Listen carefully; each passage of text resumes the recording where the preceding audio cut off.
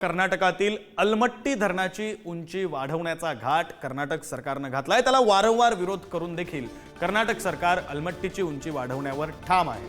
त्यामुळे आता अलमट्टी धरणाच्या उंची विरोधात सांगलीतील नेते आणि जनता एकवटली। सांगली, कोल्हापूर आणि सातारा जिल्ह्यातील पूरबाधित गावात लवकरच बंद पाळण्याचा इशारा देखील देण्यात आलाय। सांगलीमध्ये मंगळवारी पार पडलेल्या बैठकीत हा इशारा देण्यात आला। याला खासदार विशाल पाटील, आमदार रोहित पाटील, आमदार अरुण लाड यांनी देखील समर्थन दिले।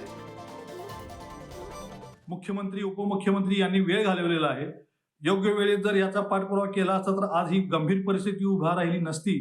परंतु ही वेळ आता राज्य शासनाची निघून गेलेली आहे। त्यांच्याकडे कोणताच पर्याय शिल्लक नाही।